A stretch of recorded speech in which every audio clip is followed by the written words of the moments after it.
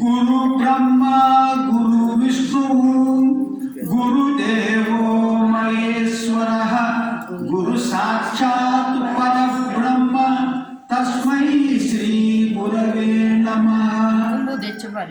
ఆపదా అపహర్తారం దాతారం సర్వసంపదాం లోకాభిరామం శ్రీరామం భూయో భూయో నమామ్యహం.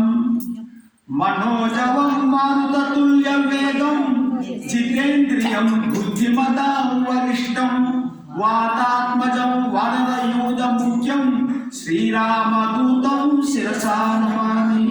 హరి ఓం. భగవద్బాంధవులారా, గోదావరి భక్తులారా, అందరికీ హృదయపూర్వక వందనాలు. ఈరోజు మనం 11వ పాసురం 6వ గోపికను నేర్పుతున్నాం. ఈ 6వ గోపిక అంటే మనము అల్వార్లలో ఇప్పుడు మనము 10 మంది అల్వార్లు, ఇప్పుడు 6వ అల్వార్ని చెప్తున్నాం. ఈ అల్వార్ ఎవరంటే తిరుమంగై అల్వార్ ఈయన పేరు. ఈ తిరుమంగై కంటే పుట్టినప్పుడు ఈయనకు నీలుడు అనే పేరు పెట్టారు. నీలుడు. ఈ నీలుడు ఈ తిరుమంగై అల్వారు విష్ణుమూర్తి యొక్క ధనుస్సు నుంచి వచ్చాడు. ఇప్పుడు మనకు ఏమి పంచాయుధ స్తోత్రం అంటే స్వామి దగ్గర ఉన్నటువంటి ఆయుధాలు, ఈ ఆయుధాలు పంచాయుధాలు మనకు అల్వార్లలో వచ్చాయి. చూడండి, స్వామి అంటే స్వామి రాడు, అప్పుడప్పుడు రాముడుగా స్వామి వచ్చిండు, కృష్ణుడిగా స్వామి వచ్చిండు, కానీ అల్వార్లుగా ఆయన ఆయుధాలు వచ్చింది. అది ఎక్కడొచ్చినాయి? మన అదృష్టం ఏంటంటే మన దక్షిణ భారతదేశంలో వచ్చాడు ఈ అల్వారు. వీళ్ళు నిజంగా అవతారం వచ్చి మనకు ఈ యొక్క సన్మార్గాన్ని బోధ చేసిన భక్తి మార్గము, జ్ఞాన మార్గము, సాహిత్యాన్ని అందించి మన మానవులందరినీ పరమాత్మలోకి పోవడానికి ఎన్నో సాహిత్యం మనకి అందించినట్టు అల్వాడు. ఈయన శాంగం అంటే ధనుసు, శాంగం చివరికి వచ్చినది శాంగం. ఈ శాంగం అనే ధనుసు నుంచి ఈ అల్వారు అంశ అంటే ఆ అంశతో వచ్చాడన్నమాట. ఇతను చాలా పరాక్రమవంతుడు. ఈయన పరాక్రమానికి మెచ్చి చోళరాజు తిరుమంగై అనే ఒక దేశానికి, ఒక ప్రదేశానికి ఈయనను సేనాధిపతి చేసి తన సామంతులుగా పెట్టుకున్నాడు చోళరాజు. సామంతులుగా పెట్టుకోవడం అంటే ఏంటంటే అక్కడ కొన్ని గ్రామాలకు అధిపతి కదా, ఆ గ్రామాల్లో ఉన్నటువంటి ట్యాక్స్ని కలెక్ట్ చేసి ఈయనకు అప్పచెప్పాలి. ఆ రకంగా ఈ యొక్క తిరుమంగై ఆళ్వారిని చోళరాజు పెట్టుకున్నాడు. ఈ చోళరాజు ఒకప్పుడు అలా కొంత సమయం తర్వాత ఒక సరస్సున, ఒక నది పక్కన కుదుమవల్లి అని ఒక అమ్మాయిని చూశాను. కుదుమవల్లి ఆ అమ్మాయిని చూసి ప్రేమించాడు. నేను నిన్ను వివాహం చేసుకుంటా అన్నాను. అంటే ఆ అమ్మాయి 2 షరతులు పెట్టింది. 2 షరతులు పెడితే అవి నువ్వు ఒప్పుకుంటే నేను నిన్ను వివాహం చేసుకుంటాను. ఏమన్నదంటే, ఒక షరతు, నీవు ఆచార్యులను ఎప్పుడు సేవించాలి, గురువులను సేవించాలి. ఒకటి, రోజుకు 1008 మందికి భోజనం పెట్టాలి భక్తులు. రోజు 1008 మందికి భక్తులకు నువ్వు పెట్టాలి భోజనము. తర్వాత ఎప్పుడు నిరంతరము ఆచార్యులను సేవిస్తూ ఉండాలి. ఈ 2 నువ్వు ఒప్పుకుంటే నేను నిన్ను వివాహం చేసుకుంటా అంటే నాకు కుదుమవల్లి. అప్పుడు ఈయన ఆమె మీద ప్రేమతో సరే ఒప్పుకుంటాడు. ఒప్పుకొని మరి ప్రతిరోజు మరి సమారాధన చేయాలి. సమారాధన అంటే భోజనం. ఈ యొక్క గ్రామం నుంచి వచ్చిన ఈ డబ్బులన్నీ ఈ సమారాధన ఖర్చు చేస్తున్నాడు. చోళరాజు కప్పం చెల్లించాలి. అప్పుడు ఆ చోళరాజు కోపం వచ్చి దండెత్తింది ఈయన మీద. దండెత్తితే ఈయన కూడా పరాక్రమవంతుడు, ధనుసుకి వచ్చిన అంశం, శాంగం నుంచి వచ్చిన అంశం కాబట్టి ఆ చోళరాజు ఓడించేసింది. అప్పుడు ఈయనకు పరకాల అని పిలిచి వచ్చింది. అందుకోసమే తిరుమంగై అల్వారుకు పరకాల. మనకు లాస్ట్ వచ్చింది కదా పరకాల. భూతం సరచ మహాదాయ బండనాథ భక్తిసార కులశేఖర యోగివాన్ భక్తాన్ని పరకాల యతిని మిశ్రాంత శ్రీమద్ పరాంకుశముని అనుకోసం ఈ 10 అల్వార్లు వచ్చేసి ఈ పరకాల అన్నమాట. ఈయన ఎప్పుడు ఆ చోళరాజుని జయించింది కాబట్టి పరకాలని బిరుదు వచ్చింది.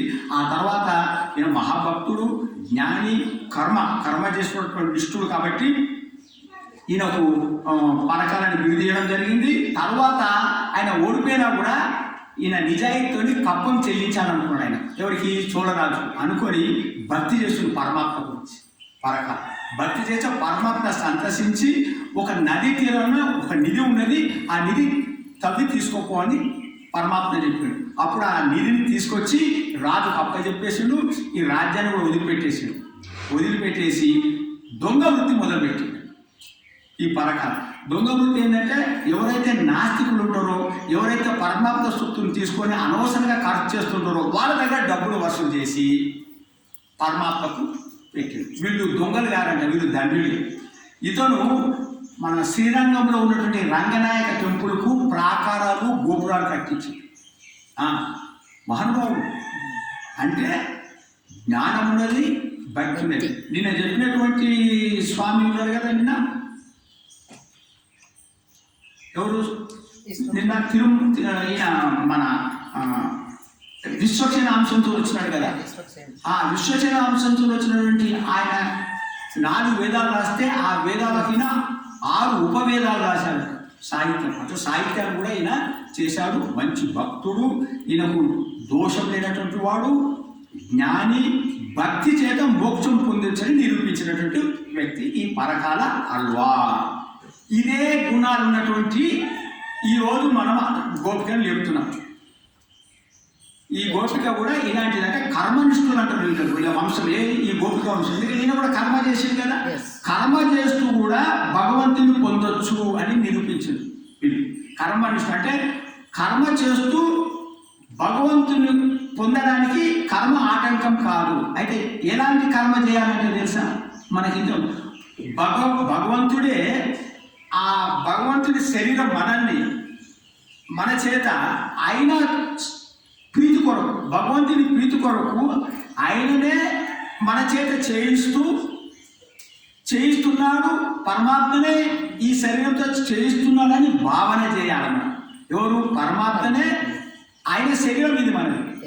పరమాత్మ శరీరం నా చేత ఆ పరమాత్మనే చేయిస్తున్నాడు. ఆయన ప్రీతి కొరమని భావించి ఆయనకు శరణాగతి చేస్తే ఏ కర్మ కూడా నీకు బంధం కాదు అనేది నిరూపించింది. ఇప్పుడు మనము పాసురాన్ని అనుసంధానం చేసుకున్నాం.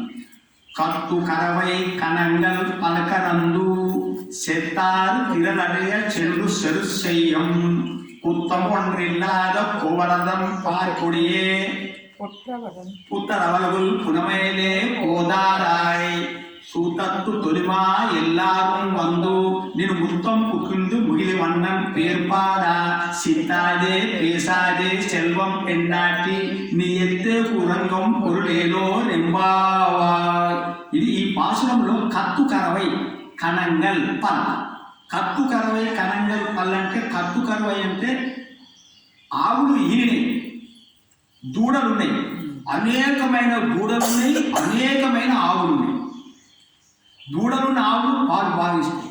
అనేకమైన దూడలు, అనేకమైన ఆవులు, ఒక్కొక్క గుంపు లెక్క పెడుతూ కూడా లెక్కకు సాధ్యం కాని ఆవులు అన్ని ఉన్నాయి ఈ వంశం, ఈ గొల్ల వంశం. కత్తు కరవై కనంగల్ పల్. పల్ అంటే సమూహం, ఎన్నో సమూహాలు ఆవు. కత్తు కరవై కనంగల్ పల్ కరందు అంటే పితుకుతారు. అంత సామర్థ్యం ఉన్నది గొల్ల వాళ్ళ. అన్ని ఆవులు కూడా పితికే సామర్థ్యం ఉన్నది, అంత శక్తి సంపన్నుడు. అల్వారు ఎలాంటి వాడు చెప్పినా కదా, తిరుమంగి అల్వారు కూడా శక్తి సంపన్నుడు, ధనుసుతో వచ్చాడు. ఆ అల్వారుకు మనం ఆలోచిస్తే ఈ గోపిక వంశం కూడా అలాంటి శక్తి సంపన్నుడు. అంతేకాకుండా చెత్తారు తిరదలయ చెండు చెయ్యం. చెత్తారంటే శత్రువుల యొక్క బలాన్ని కూడా వాళ్ళ మీద దండెత్తి ఆ బలాన్ని తొలగింపజేసినటువంటి బల సంపన్నులు ఈ అమ్మాయి యొక్క అన్నలు, ఈ గోపిక యొక్క అన్నలు అంత బల సంపన్నులు, అంత సామర్థ్యం ఉన్నవారు. ఇంకేమంటే కుత్తం ఒండ్రి ఇల్లాద అంటే ఏమాత్రం దోషం లేనటువంటి వాడు. ఇలా వంశంలో దోషమే లేదు, అలాంటి వంశం. పార్కొడియే అని, పార్కొడి అంటే స్వర్ణలత, బంగారు తీగ వంటి దానా అని సంబోధన చేస్తున్నారు. లేస్తలేదు. ఇంకా ఏమంటే ఈ గోపిక ఎలాంటిదంటే చాలా అందగత్తి ఒకటి. రెండోది భగవంతుని మీద చాలా భక్తి. అందుకోసమే ఈ గోపిక తన అందముతోని, తన భక్తితోని, తన శ్రీకృష్ణుడే నా అందం చూసి నా దగ్గరకు వస్తాడు అన్నంత ధీమాగా పడుతున్నాడు. ఇది మనకి ఇక్కడ ఇలాంటి అందం ఉన్నది. అమ్మ గోదాదేవి రాస్తున్నది. అమ్మ ఏమంటది? పుట్ట రవగులు. పుట్ట రవలుగులు అంటే పుట్టలో పాము ఉంటుంది. పాము కింది భాగం పుట్టలో చుట్టుకొని ఉండి ఆ మీదికి పడగ ఇట్లా విప్పుతుంది. మధ్యన నడుము సన్నం ఉంటుంది, పడగ కనబడుతుంది, కింద విశాలంగా పుట్టుంటుంది, కింద ఆ పాము లోపల చుట్టుకొని ఉంటుంది. అంటే చూస్తే ఎట్లుంటుంది అంటే పాము సన్న నడుము, అంటే ఒక సన్న నడుము ఉన్నదానా అని అంటుంది అమ్మ. గోదాదేవి ఏమంటుంది? ఆడవాళ్ళు ఉండి మీరు ఆడవాళ్ళని ఇట్లా వర్ణిస్తారా అని కొందరు ఆర్టిస్టర్ చేస్తే, రామ విగ్రహాన్ని రాముడిని కూడా కొందరు పురుషులు మోహించారట. అట్లా ఈమె అందం చూసి స్త్రీలు కూడా మోహిస్తున్నారని చెప్తారు అన్నట్టు పెద్దలు అంట. తర్వాత పునమైల అంటే అడవిలో ఉన్నటువంటి నెమలి యొక్క పింఛము విప్పినది. నెమలి యొక్క పింఛం విప్పితే ఎలా ఉంటుందో అలాంటి కేశపాసములు కలదా, అలాంటి కేశాలు ఉన్నాయి, అందమైన కేశాలు ఉన్నాయి, సన్నని నడుమున్నటువంటి దాన, సెల్వం పెళ్ళాకంటే సంపదలు కూడా ఉన్నటువంటి దాన అని సంబోధన చేసింది. అంత అందము, అంత కేశపాసంతోనే పురుషుణ్ణి ఆకర్షిస్తున్న ఆడవాడు అని చెప్తారు పెద్దలు. ఆ విధంగా శ్రీకృష్ణుడు నీ యొక్క అందము చూసి నీ దగ్గరకు వస్తాడని వచ్చి నీ దగ్గర ఉన్నప్పుడు, అమ్మ నువ్వు మమ్మల్ని కూడా శ్రీకృష్ణుడితో కలపాలి కదా, నువ్వు ఒక్కదానివే శ్రీకృష్ణుని అనుభవిస్తున్నావు ఏమమ్మా అని అన్నాడు. ఇది కాదు, నువ్వు ఒక్కదానివే శ్రీకృష్ణుడి యొక్క గుణాలను చేస్తూ, గుణాలు శ్రీకృష్ణుడి దగ్గర ఉంటూ, లేకపోతే శ్రీకృష్ణుని అనుభవిస్తూ, శ్రీకృష్ణుడి లీలలు నీ యొక్క మనసులో కలుస్తున్నావు, ఒక్కదానివే అనుభవించవచ్చా, మాకు కూడా అలాంటి అనుభవం ఇవ్వాలి కదా అని ప్రార్థన చేస్తున్నారు. అయితే ఆ లోపల గోపిక ఏమన్నది? ఇది సరే అందరూ వచ్చారా అని అంటే అప్పుడు సూతత్తు తొలిమ ఎల్లారూ వందు. సూతత్వం అంటే నీ బంధువులు, తొలిమ అంటే స్నేహితుడు. నీ బంధువులు స్నేహితుడు ఎల్లారూ వందు, అందరూ వచ్చినారమ్మా. వచ్చి నిన్ను మొత్తం పూకిండ్రు, నీ ఇంటి ముందట వేసి ఉన్నారమ్మా.